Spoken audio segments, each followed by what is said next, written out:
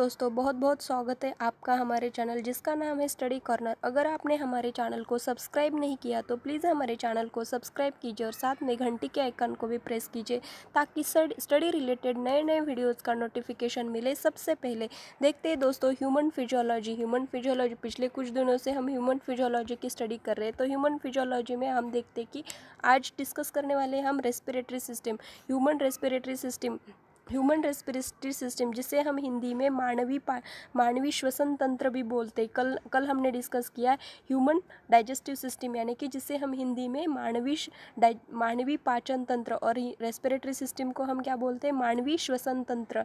Next अगर हम बात करें, जैसे हम ह्यूमन डाइजेस्टिव सिस्टम को दो हिस्सों में डिवाइड किया था, एलिमेंट्री कैनाल और नेक्स्ट हिस्सा था यानी कि हमारी जो ग्रंथियाँ ग्लैंड्स रहती है। यहाँ पे भी हम रेस्पिरेटरी सिस्टम को भी हम दो हिस्सों में डिवाइड करने वाले हैं दोस्तों।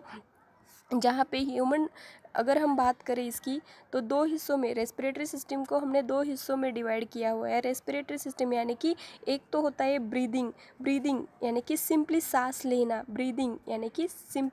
लेना, ब्रीदिंग इन और ब्रीदिंग आउट यानी कि ऑक्सीजन को अंदर लेना और कार्बन डाइऑक्साइड को बाहर। कार्बन डाइऑक्साइड क्या है, हमारी बॉडी का अपशिष्ट पदार्थ यानी कि वेस्ट मटेरियल, उसे बाहर निकालना। नेक्स्ट अगर हम बात करें इन और आउट के, अगर बायोलॉजिकल वर्ड की अगर हम बात करें दोस्तों, तो इन के लिए हम टर्म करते इनहेलेशन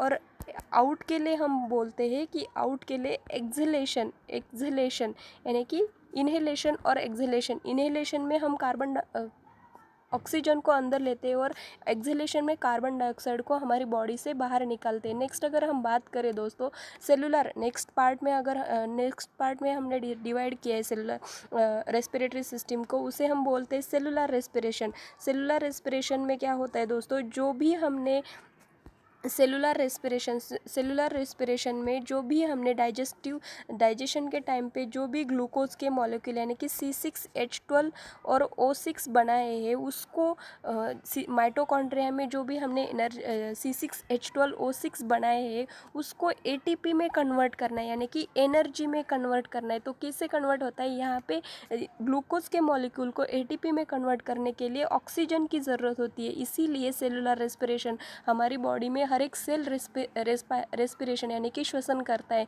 नेक्स्ट अगर हम बात करें तो in the presence of O2, यहाँ पे ग्लूकोज के मॉलिक्यूल का कन्वर्जन किस में होता है, तो ATP में, एडिनोसाइन ट्राइफॉस्फेट।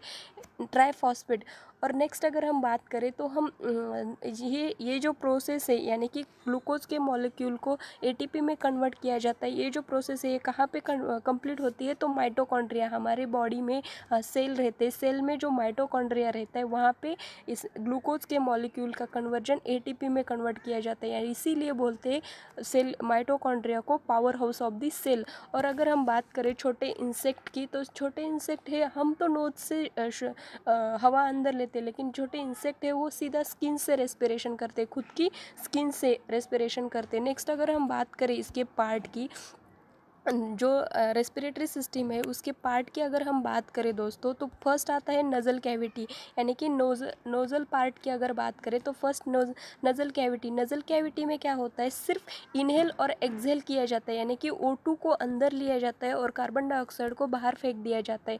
नेक्स्ट अगर हम बात करें हमारे नोज़ की, यानी नोज़ की अगर हम बात करें तो नोज़ क्या है, हमारी बॉडी में, हमारी रेस्पिरेटरी सिस्टम में सिर्फ फिल्ट्रेशन का काम करता है यानी कि हमारी बॉडी को प्रॉपर O2 प्रोवाइड करने का काम कौन करता है, नोज करता है। और जितने भी हवा के साथ साथ जितने भी डस्ट पार्टिकल आते हैं हमारे बॉडी में उसे रिमूव करने का भी काम करता है। नेक्स्ट ऑर्गेनल है दोस्तों, नेक्स्ट ऑर्गेनल जिसे हम फेरिंग्स कहते हैं। डाइजेस्टिव सिस्टम पढ़ते टाइम भी मैंने बताया था, फेरिंग्स क्या है, सिर्फ एक कॉमन पैसेज है जहाँ से हम खाना भी अंदर ले सकते हैं और हवा भी अंदर ले सकते हैं, यानी कि it is the connecting link between digestive system and respiratory system. Next अगर हम बात करें तो फेरिंग्स के अगर हम स्ट्रक्चर की बात करें दोस्तों, तो एक जग लाइक स्ट्रक्चर रहता है जहाँ पे ढक्कन रहता है, जग को जैसा ढक्कन रहता है वैसे ही हमारे फेरिंग्स को ढक्कन रहता है ढकने के लिए। उसी ढक्कन को हम क्या बोलते हैं दोस्तों, इपिग्लॉटिस करके टर्म करते हैं, इपिग्लॉटिस, जो कि हमारी फेरिंग्स को ढकने के लिए यानी कि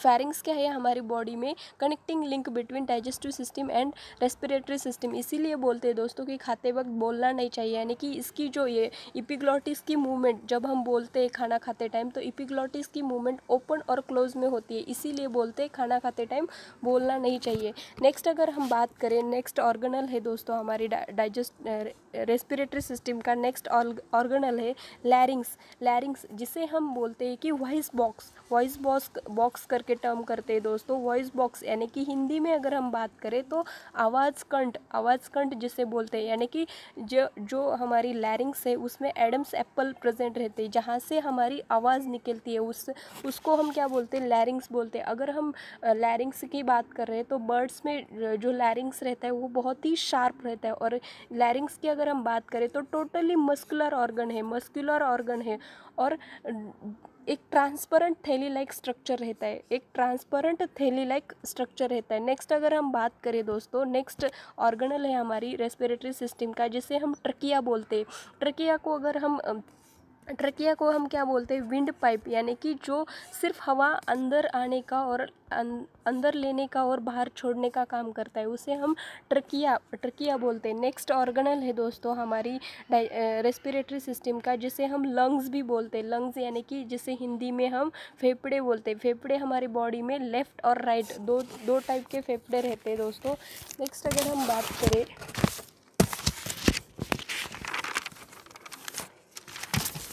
फेफड़े की अगर हम बात करें तो दो तरह के फेफड़े रहते हैं। लेफ्ट साइड को एक फेफड़ा रहता है और राइट साइड को एक। अगर इसकी साइज़ की अगर हम बात करें तो दोनों भी फेफड़े सेम साइज़ के रहते हैं, और एक स्पॉन्ज जिससे सोफ़े बने होते हैं ना, जैसे सोफ़े बने होते हैं जिसके, उसे स्पॉन्ज लाइक स्ट्रक्चर रहता है, यानी कि सोफ़े की तरह स्ट्रक्चर रहता है। नेक्स्ट अगर हम बात करें दोस्तों, नेक्स्ट ऑर्गेनल है ये जो आपको दिखाई दे रहा है, इसे हम बोलते हैं डायफ्रैगम करके टर्म करते हैं, यानी कि डोम शेप्ड, जहाँ पे हमारे जो दोनों फेफड़े लोकेटेड यानी कि सिचुएटेड रहते, जहाँ पे हमारे दोनों फेफड़े रखे हुए होते, उसको हम क्या बोलते हैं, डायफ्रैगम। और हमारी लेफ़्ट फेफड़े की अगर हम बात करें, लेफ़्ट लंग्स की अगर बात करें तो लेफ़्ट लंग्स हमारा थोड़ा ऊपर की तरफ रहता है, किसकी वजह से, यहाँ पे हार्ट प्रेजेंट रहता है, इसीलिए हार्ट को जगह रखने के लिए, जगह देने के लिए हमारा लेफ़्ट लंग्स क्या होता है, ऊपर की तरफ रहता है।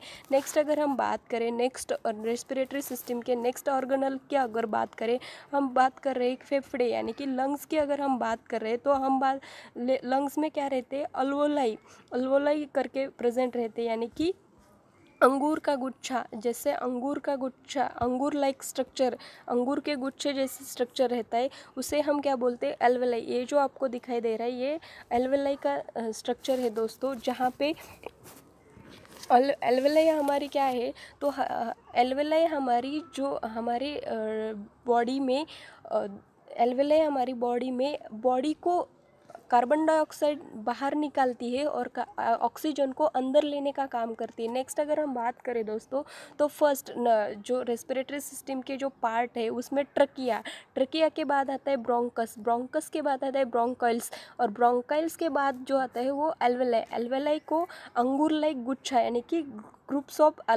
इसे हम क्या बोलते हैं, ग्रुप्स ऑफ एल्वेलाई। नेक्स्ट अगर हम बात करें दोस्तों इसके स्ट्रक्चर की अगर हम बात करें, और एक बार पार्ट डिस्कस करते हैं, नज़ल पैसेज जिसकी की मदद से हम इनहेल और एक्सहेल करते हैं, यानी कि हवा अंदर लेते हैं और बाहर छोड़ते हैं। नेक्स्ट नज़ल पैसेज के बाद जो ऑर्गेनल है हमारी रेस्पिरेटरी सिस्टम का, जिसे हम बोलते हैं फेरिंग्स को हम क्या बोलते हैं दोस्तों, सिर्फ एक कॉमन पैसेज है, यानी कि connecting link between digestive system and respiratory system. Next organelle है दोस्तों हमारी रेस्पिरेटरी सिस्टम का, जिसे हम बोलते हैं लैरिंग्स को हम क्या बोलते हैं, वॉइस बॉक्स, यानी कि आवाज़ कंठ, जहाँ से हमारी आवाज़ निकलती है उसे हम लैरिंग्स बोलते हैं। नेक्स्ट हमारी रेस्पिरेटरी सिस्टम का पार्ट है ट्रकिया, जिसे हम विंड पाइप भी बोलते हैं। ट्रकिया यानी कि विंड, जहाँ से हम हवा अंदर लेते हैं और बाहर निकालते हैं। नेक्स्ट हमारी रेस्पिरेटरी सिस्टम का पार्ट है ब्रोंकस और ब्रोंकाइल। और नेक्स्ट जो पार्ट है हमारे रेस्पिरेटरी सिस्टम का, जिसे हम एल्वेलाई यानी कि पुटिकाएं बोलते हैं। एल्वेलाई को हम हिंदी में क्या बोलते हैं, पुटिकाएं। तो एल्वेलाई फर्स्ट अगर हम बात कर रहे हैं एल्वेलाई की स्ट्रक्चर एक बार देखते हैं दोस्तों। एल्वेलाई की अगर हम बात कर रहे हैं तो एल्वेलाई क्या है, एल्वेलाई हमारे रेस्पिरेटरी सिस्टम की स्ट्रक्चरल एंड फंक्शनल यूनिट है, यानी कि संरचनात्मक एंड कार्यात्मक इकाई, जहाँ से हम एल्वेलाई, जब हम नज़ल पैसेज से हम ऑक्सीजन अंदर लेते हैं तो डायरेक्टली बॉडी को नहीं जाता, तो सबसे पहले लंग्स में एल्वेलाई में चला जाता है, और एल्वेलाई हमारे बॉडी के हर एक पार्ट को ऑक्सीजन प्रोवाइड करती है, और बॉडी से जो हर एक पार्ट से जो कार्बन डाइऑक्साइड आता है वो डायरेक्टली एल्वेलाई के पास आता है, और एल्वेलाई ही बाहर हमारे कार्बन डाइऑक्साइड को बाहर निकालती है। नेक्स्ट अगर हम बात करें तो इसमें जो ब्लू रुधिर रक्त कणिकाएं है वो डीऑक्सीजनेटेड ब्लड यानी कि CO2 रिच ब्लड यानी कि कार्बन डाइऑक्साइड रिच ब्लड को बाहर निकालने का काम करते हैं, यानी कि कार्बन डाइऑक्साइड को बाहर निकालने का काम करती है। और ये जो रेड ब्लड वेसल्स है वो क्या करती है, ऑक्सीजनेटेड ब्लड बॉडी को सप्लाई करने का काम करती है। नेक्स्ट अगर हम बात करें दोस्तों इसके एल्वेलाई की अगर हम बात करें तो एल्वेलाई का बेसिक फंक्शन तो एक ही है कि बॉडी के हर एक पार्ट को ऑक्सीजन प्रोवाइड करना और बॉडी के हर एक पार्ट से ऑक्सीजन कार्बन डाइऑक्साइड को बाहर निकालना। नेक्स्ट अगर हम बात करें दोस्तों एल्वेलाई की अगर बात करें, इसके नंबर की अगर हम बात करें तो एल्वेलाई, सबसे पहले तो मैंने बताया आपको कि एल्वेलाई कहाँ पे लोकेटेड रहती है। एल्वेलाई हमारे लंग्स में लोकेटेड रहती है। लगभग हमारे लंग्स की साइज जो है वो 12 सेंटीमीटर रहती है, यानी कि बहुत ही छोटी 12 सेंटीमीटर। उसी 12 सेंटीमीटर यानी उसी लंग्स में लगभग 10⁹ मिलियन एल्वेलाइज, यानी कि लगभग हमारे लंग्स में 10⁹ मिलियन एल्वेलाई, यानी कि एक छोटे से बाउल में मैगी को कस के, यानी कि स्मॉल इंटेस्टाइन लाइक स्ट्रक्चर रहता है। कल भी मैंने बताया था स्मॉल इंटेस्टाइन को जैसे लार्ज इंटेस्टाइन में रखा जाता है, यानी कि एक बाउल में मैगी को, एक छोटे से बाउल में मैगी को जैसे कस के रखा जाता है, वैसे ही एल्वेलाई को हमारे जो लंग्स है उसमें रखा जाता है। नेक्स्ट अगर हम बात करें श्वसन दर की अगर हम बात करें, यानी कि रेस्पिरेटरी सिस्टम का जो रेट है उसको देखते हैं हम। फर्स्ट रेस्पिरेटरी सिस्टम पूछते हैं दोस्तों, रेस्पिरेटरी सिस्टम और हार्ट रेट और respiratory system rate, heart rate और रेस्पिरेटरी। अगर नॉर्मल हम बात करें, अडल्ट में अगर नॉर्मल हम बात करें तो हार्ट रेट क्या लगभग कितना रहता है, अराउंड ऑन एन एवरेज अगर हम बात करें तो 72 BPM यानी कि बीट पर मिनट 72 BPM।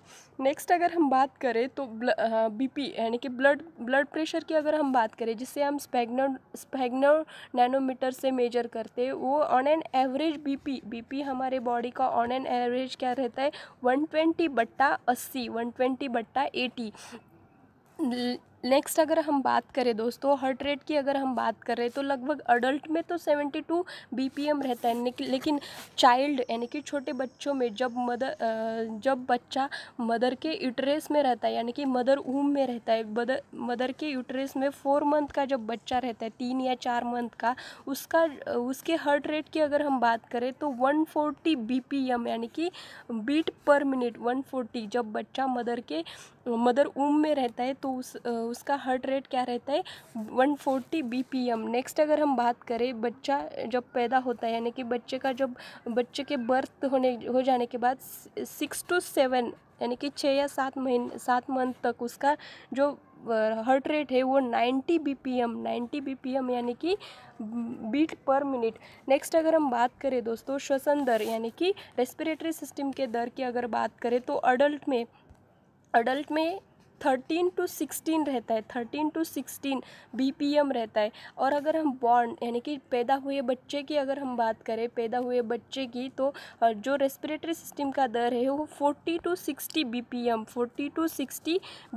और एक ईयर के बाद 1 ईयर चाइल्ड की अगर हम बात करें तो 1 ईयर चाइल्ड में जो BPM यानी कि रेस्पिरेटरी सिस्टम का जो दर है वो 20 से 30, लगभग 20 से 30 ऑन एन एवरेज बात कर रहे हैं हम दोस्तों।